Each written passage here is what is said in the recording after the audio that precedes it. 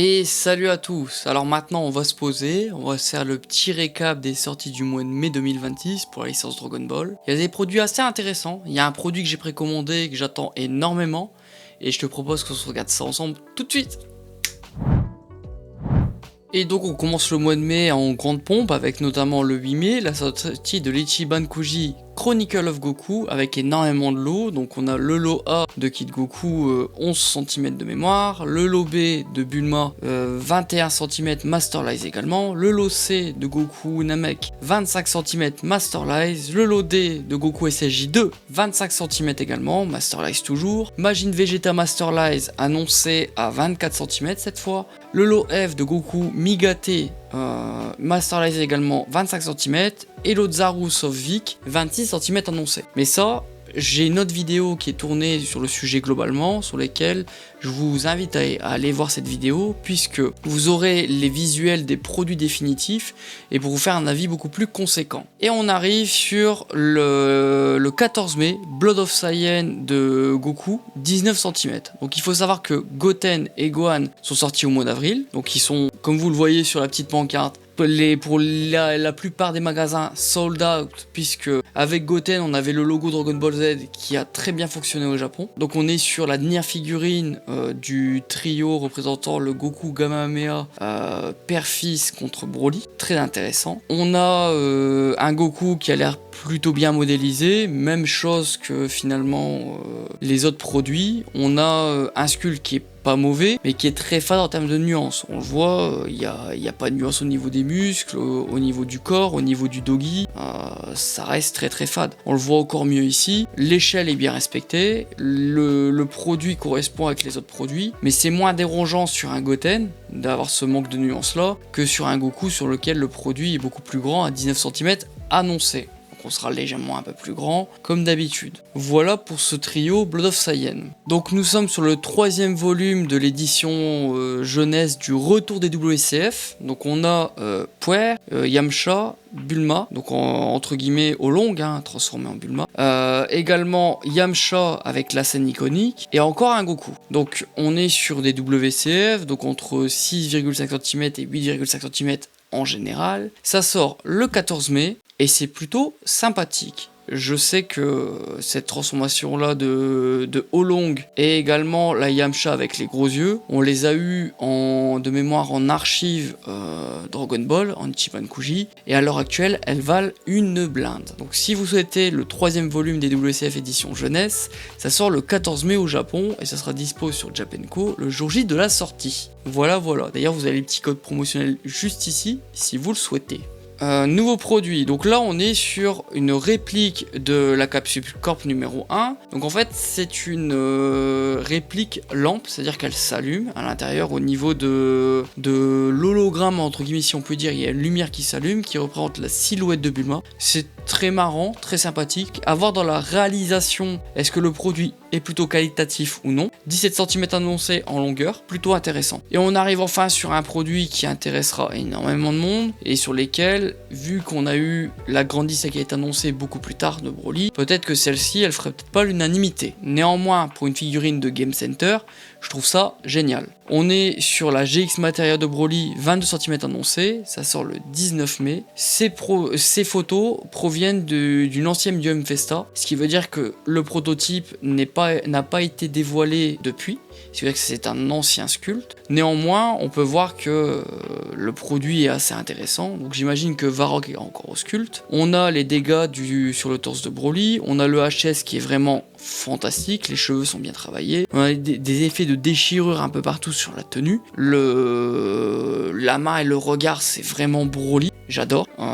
On a un aspect totalement chromé doré sur la tenue de Broly, ça manque de nuances au niveau du torse, mais Broly généralement il a la peau assez claire, donc c'est pas dérangeant, et je trouve que globalement le produit tel qu'il est à l'heure actuelle est plutôt intéressant. J'imagine que certains voudront peut-être enlever la boule de ki représentant les GX Materia, les effets de plastique, et je pense qu'il y a des très grandes chances que cette attaque de ki soit incrusté directement dans la main de Broly et qu'on ne puisse pas l'enlever. À voir le jour J de la sortie du produit. Néanmoins, je trouve que le regard diabolique et le HS, on est vraiment sur du bon Broly. J'étais un peu vite, mais prochain produit, donc on est sur la gamme Matchmaker, donc Gogeta SSJ4 vs Shenron Lee. Donc 18 cm pour Gogeta, 20 cm pour Lee Shenron annoncé. Ça sort le 26 mai 2026 et j'aime beaucoup, mais je trouve encore une fois que ça manque de détails, ça manque entre guillemets de brush. Quand on regarde ce Gogeta là, c'est ce qui me choque. Le pantalon il est ultra lisse, la peau est ultra lisse. Normalement il est censé avoir une peau entre guillemets un petit peu fourrée du Goku SSJ,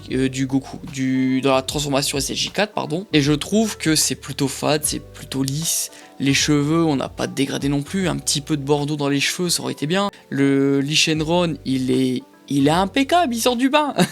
il est tout propre. J'ai pas l'impression qu'il est sculpté comme il faut. Et encore, c'est moins flagrant que le Gogeta. Mais il est trop propre. Les boules au niveau du torse, ça reste vraiment... J'ai pas l'impression de voir les boules de cristal d'ici. Après, attention, même chose que pour Broly, c'est également le prototype qui était annoncé à la Jump Festa. Peut-être qu'ils auront corrigé ça, mais là, ça m'a pas l'air...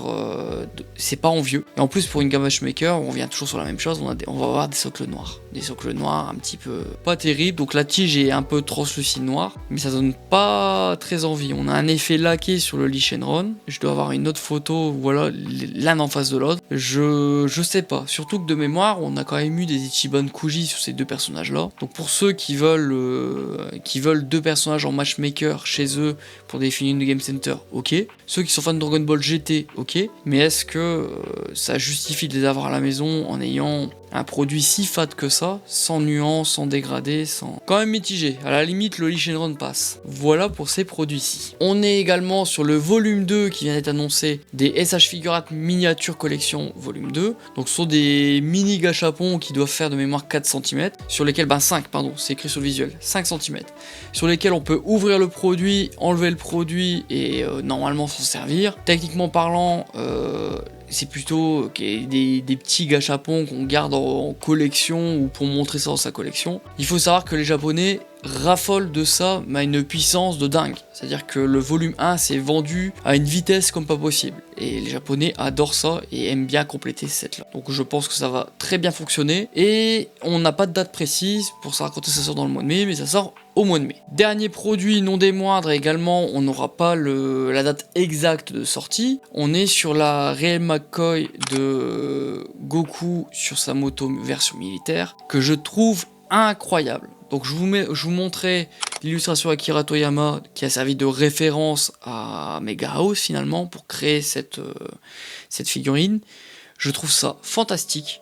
L'effet de reprendre la roue ondulée de cette façon, à la même manière qu'Akira Toriyama, le casque qui vole également. J'essaie de vous mettre plusieurs fois l'illustration pour comparer un petit peu entre la photo que je vous montre et l'illustration. Généralement, Mega House, on est sur un produit, si je puis dire, de bonne qualité, de bonne manufacture, puisqu'on n'a pas de débordement de peinture. Généralement, on a des choses qui sont chromées, bien travaillées. Cependant, le prix, on le paye en conséquence. On était autour de mémoire dans les 27 000 yens, hors frais de port sur le site de Mega House, de Bandai, finalement, de Bandai Premium. Ce qui fait que ce sont des produits qui ne sont pas donnés. Néanmoins, le produit est assez intéressant. On voit qu'on a un aspect laqué au niveau de la chaussure. On a différentes textures. Le Dragon Ball repris à l'ancienne, c'est extrêmement mignon. Même si ça fait comme un sticker, ça donne cet petit effet de vraiment très, très cool. On a un aspect ici, donc c'est du plastique, mais on dirait limite un aspect métal chromé. La peinture est très bien travaillée. Même chose au niveau du cylindre de la moto. Le casque qui virevolte en ayant un effet que Goku se prend du vent et il est en train de foncer sur sa moto. C'est incroyable. Le Noibo ici, très bien réalisé, très bien sculpté. Toutes les références à l'US Navy, c'est super beau aussi. Et alors là... on est sur un cliché avec une meilleure lumière et un rendu global. On voit bien qu'on a différentes textures, différents dégradés, fait de façon très simple, très minimaliste, mais qui fait tout son charme. La petite sacoche ici, qu'on voit qu'avec l'effet en plus du vent, ça virevolte. Je trouve ça magnifique comme produit. De toute façon, pour moi sur Dragon Ball, les Real McCoy sont limite les produits les mieux finis sur toutes les collections sortant sur les licences Dragon Ball. Attention, je vous vois venir dans les commentaires, c'est très cher, il y a des très belles Ichiban Kuji, je suis d'accord, même si on a toujours des pètes de peinture ou autres. Il y a des très beaux produits dans les gammes Riceplex, qui sont hors de prix et qui en plus parfois manquent un peu de finition, faut pas se mentir. On a des gammes gigantiques qui sont très intéressantes aussi, mais il faut aimer le soft vinyle. Le produit fait généralement 45 cm, donc c'est pas facile à exposer partout. Par contre, ce type de produit là, avoir un produit comme ça attire tout de suite l'œil. C'est très beau, c'est très intéressant et ça parle vraiment des illustrations Akira Toriyama d'époque. Et après, c'est peut-être mon avis personnel, j'ai peut-être du mal avec ça. Je suis très friand des illustrations entre guillemets d'Akira Toriyama, de prendre un univers, comme par exemple Dragon Ball, et de le tirer dans un autre univers. Là ici, dans le manga original, nous n'avons jamais eu Sangoku version adulte qui pilote une moto militaire. Mais l'illustration Akira Toriyama a existé, et le fait d'avoir ce crossover, si je puis dire, c'est vraiment quelque chose qui me touche en fait. Ça me touche, ça me prend par les sentiments et ça me dit Dylan, c'est une pépite qu'il te faut à la maison. Et d'ailleurs, comme vous en doutez, et je l'ai dit auparavant, c'est l'un des produits que j'attends. C'est un produit que j'ai précommandé Day One et que quand ça arrivera chez moi, je vous le montrerai en unboxing. C'est un produit que j'attends énormément, qui me donne vraiment envie. Je regarde le visuel en même temps, mais le fait d'avoir la tête ahurie de Son Goku, les mèches qui volent, le casque qui vole en arrière, et même les différentes textures sur le produit, des effets de chaussures laquées jusqu'au chromé de la moto, les trucs qui volent, les détails, les accessoires. Je trouve vraiment qu'il y a un vrai travail de la part de Bandai dessus, et je ne peux que recommander entre guillemets à des collectionneurs fans de Dragon Ball et qui ont un minimum de budget de craquer pour ce genre de produit là. Et je suis très intrigué parce que j'ai vu un spot publicitaire de mémoire qui disait que Real McCoy allait annoncer plusieurs produits sur la licence Dragon Ball. Très curieux s'ils vont faire que des rééditions ou est-ce qu'il y aurait au contraire des produits beaucoup plus originaux si je puis dire. Et si jamais les produits seraient originaux, quels produits vous intéresseraient? Je suis curieux de voir dans les commentaires quel produit vous aimeriez avoir. Je vois déjà des gens peut-être me dire du Haral. Dr Slump, ça pourrait être intéressant. Pourquoi pas? Pourquoi pas. Allez, on se retourne de l'autre côté pour faire le récap. Donc nous avons fait l'intégralité des figurines Prize qui sortaient de Game Center. Nous avons également vu la Real McCoy qui va sortir et qui me hype énormément. Je garde quand même un œil sur la Broly GX Materia. La grande dista finira chez moi, c'est une certitude. Mais on n'a jamais assez de Broly, donc pourquoi pas. Que de savoir ce que vous avez précommandé, ce que vous avez acheté, ce qui vous titille l'œil ou non. D'ailleurs, n'hésitez pas à me suivre sur les différents réseaux. Et n'hésitez pas à me donner un petit peu de soutien, un petit peu de force, un like, un commentaire, un partage. Si vous avez aimé cette vidéo, je vous demande juste un petit peu de soutien. Merci beaucoup et à très bientôt. Ciao!